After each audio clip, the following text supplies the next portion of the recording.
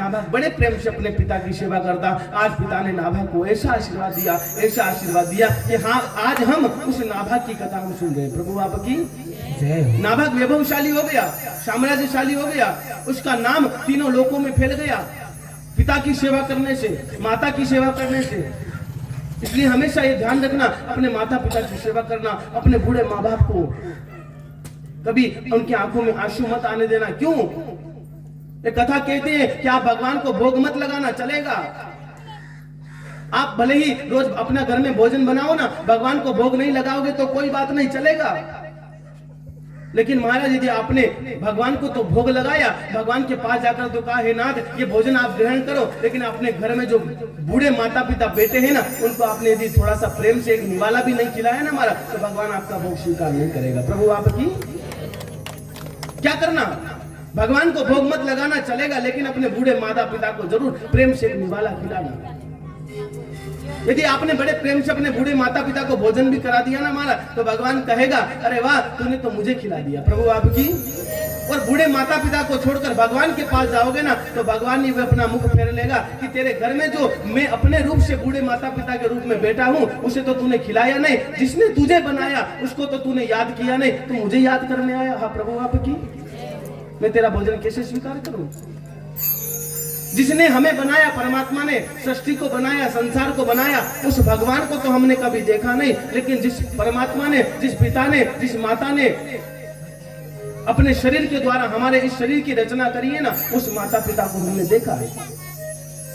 इसलिए कथा कहती है, उन माता पिता की सेवा करना, उन माता पिता को प्रणाम करना, उन माता पिता के चरणों में प्रीति बढ़ाना, उन माता पिता को बड़े प्रेम से, आप बड़े भाव से, बड़े आदर से, बड़े सम्मान से उनकी सेवा करोगे ना महाराज, और उन्होंने यदि आशीर्वाद दे दिया, तो वही आशीर्वाद ऐसा फलीभूत होगा कि आपके पास कुछ भी नहीं होगा ना, फिर भी आपके पास धन और समृद्धि, ऐश्वर्य सब कुछ आ जाएगा। प्रभु आपकी जय हो। आशीर्वाद में क्या मिलता है?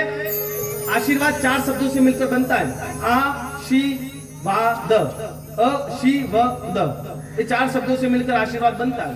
इसमें मात्रा लग जाती है और आशीर्वाद हो जाता है। जब लिखने में आता है ना, तो सबसे पहला अक्षर क्या आता है? अ का अर्थ होता है, यदि प्रेम से आशीर्वाद मिल जावे तो जीव को आयु मिल जाती है। प्रभु आपकी जय। क्या मिल जाती है? आयु मिल जाती है। अल्प आयु को जीने वाला भी दीर्घ आयु को जीता है।